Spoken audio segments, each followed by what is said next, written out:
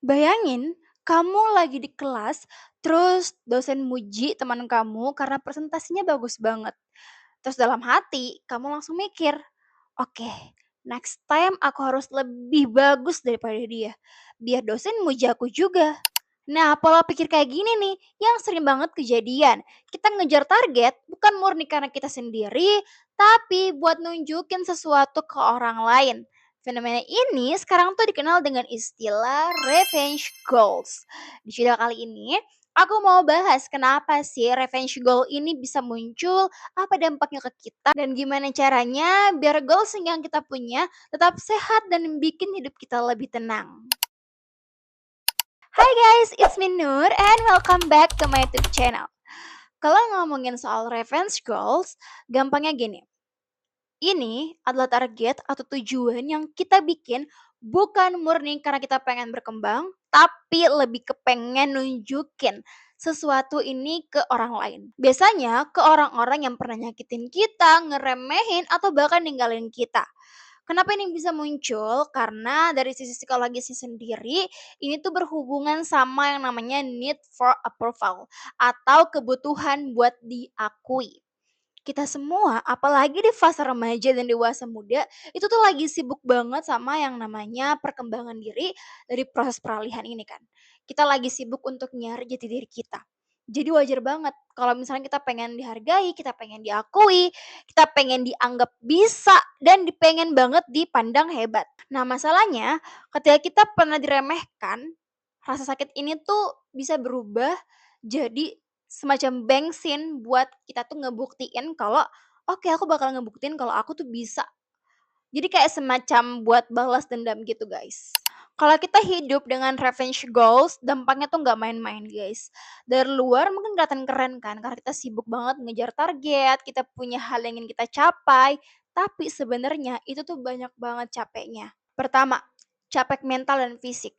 Bayangin, kalau kamu begadang tiap malam untuk ngerjain proyek, ikut lomba ini itu, atau ambil organisasi sana sini, tapi itu semua kamu lakuin bukan pure karena kamu mau, tapi karena untuk ngebuktiin aja, untuk bikin orang-orang bangga aja, ya pokoknya untuk validasi luar aja. Hasilnya apa? Prestasi mungkin ada ya, ya pengalaman juga pastinya. Tapi ini berpotensi banget ke diri kita sendiri. Badan bakalan drop, pikiran pun nggak tenang, karena ya kita ngejar sesuatu dari luar gitu. Kita pengen divalidasi dari luar. Dan yang paling penting, ada rasa hampa, rasa yang nggak cukup. Rasa puasnya tuh cuman sementara aja. Kayak nggak ada rasa yang kayak bersyukur atau rasa, "Oke, aku udah cukup nih." Tapi rasa yang kayak haus akan terus terus terus mau lagi, karena ya kita butuh validasi kan. Jadi kalau misalnya kita nggak dapat validasi itu, kita bakalan lakuin itu terus. Dan pun itu target tercapai guys, kita bakalan langsung munculkan lagi target-target baru. Karena ya itu tadi, motivasi kita itu adalah untuk nunjukin seberapa bisa kita atau seberapa hebat kita untuk orang lain, bukan pure untuk diri kita sendiri. Yang kedua, jadi susah menikmati proses. Kalau orientasinya cuman hasil, kita lupa untuk nikmatin langkah kecil yang sebenarnya paling penting. Misalnya ketika kita lagi belajar bahasa Inggris, tapi fokusnya cuman biar kita bisa posting aja tuh kayak, "Aku lolos tes IELTS," atau, "Aku bisa nih ngomong bahasa Inggris dengan, bule," misalnya. Tapi bukan untuk kita pengen tahu, bukan untuk diri kita supaya menambah wawasan kita terhadap bahasa, bukan untuk itu. Akibatnya apa? Ya tiap progres kecil kayak misalnya kita bisa ngobrol dikit demi dikit aja atau 5 menit tanpa mikir keras bahasa Inggris ke orang-orang dan mereka langsung ngerti maksudnya, ya itu nggak ada artinya buat kita. Kita nggak pernah ngerayain hal itu. Padahal guys, justru hal-hal kecil itulah yang bikin perjalanan kita itu akan terasa jauh lebih menyenangkan dan yang seharusnya itu yang harus kita nikmatin prosesnya. Yang ketiga, nilai diri kita jadi gampang goyah. Kalau harga diri kita ditaruh di tangan orang lain, ya otomatis bakalan gampang jatuh.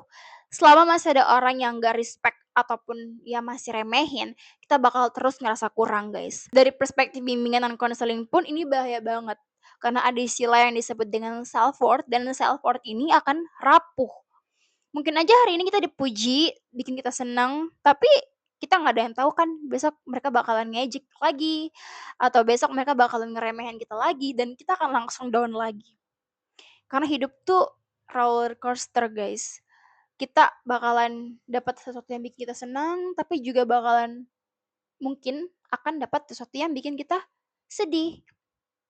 Dan hal itu akan bikin kita down kalau misalnya hidup kita itu ditentukan dari validasi dari luar. Kayak semacam dikontrol oleh orang lain, bukan diri kita sendiri. Nah, kalau 3 hal ini digabung, hasil akhirnya tuh jelas banget, guys. Bukannya bikin tenang ataupun bahagia, kita malah hidup dalam lingkaran kompetisi yang gak sehat. Ya mungkin kelihatannya aja ya berprestasi, tapi hati dan kepala kita tuh sering banget penuh tekanan karena kita haus akan validasi dari luar. Oke, kalau kita udah paham apa itu revenge goal dan bahayanya, sekarang saatnya kita ganti ke strategi apa sih untuk mengatasi revenge goal ini. Yang pertama, ganti energi balas dendam menjadi proyek seru untuk diri sendiri. Daripada kita ngabisin energi buat mikirin, aku mau buktiin ke dia kalau aku tuh bisa. Coba alihin ke hal yang emang ya kamu pengen dan kamu mau gitu loh. Dan ini bikin kamu berkembang.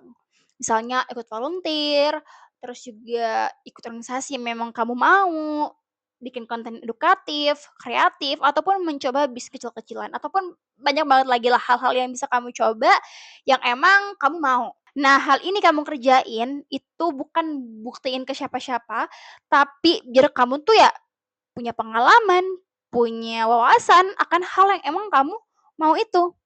Jadi setiap kali muncul pikiran aku harus buktiin ke dia, langsung ganti dengan aksi nyata. Terus ganti pikiran-pikiran itu menjadi, oke, aku mau buktiin ke diriku sendiri kalau aku bisa ngelakuin ini dan ya ini emang yang aku mau.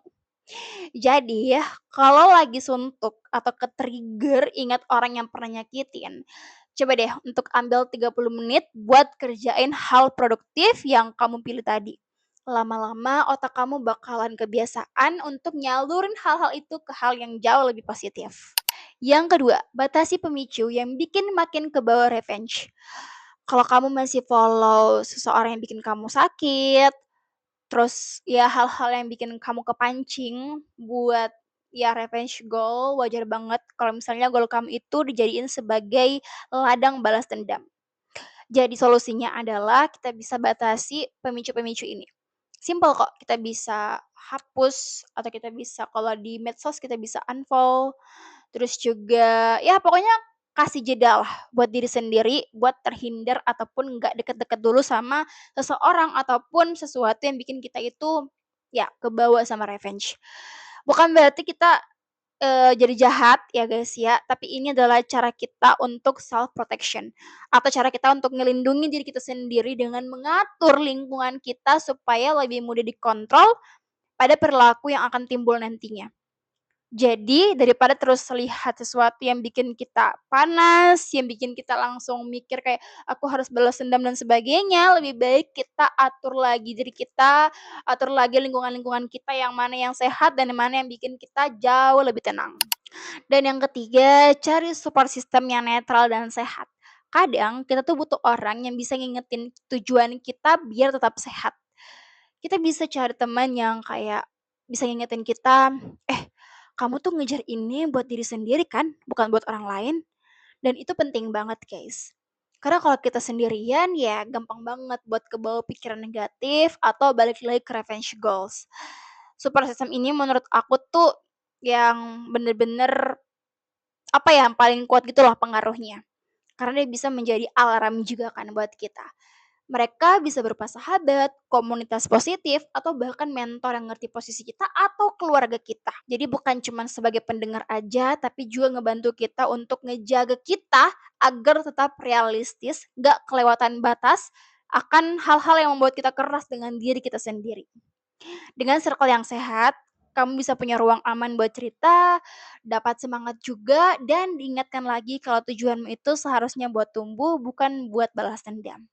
Jadi intinya guys, jangan buang ambisi kamu, tapi ubah arahnya. Fokusin ke hal-hal yang bikin kamu beneran tumbuh, atur lingkungannya biar lebih sehat, dan dikelilingi sama orang-orang yang ngedukung kamu dan terima kamu apa adanya. lama-lama kamu juga bakalan sadar target terbaik itu bukan buat bikin orang lain nyesel, tapi buat bikin diri sendiri lebih bahagia dan bangga. Oke? Semangat! Oke, sekian video untuk kali ini. Jangan lupa untuk subscribe, like, dan komen. Kalau teman-teman punya hal yang dibahas di video selanjutnya, atau ingin ceritain, boleh banget juga untuk tulis di kolom komentar, atau DM aku di Instagram di @nerwimes. Oke? Sampai jumpa di video selanjutnya. Bye!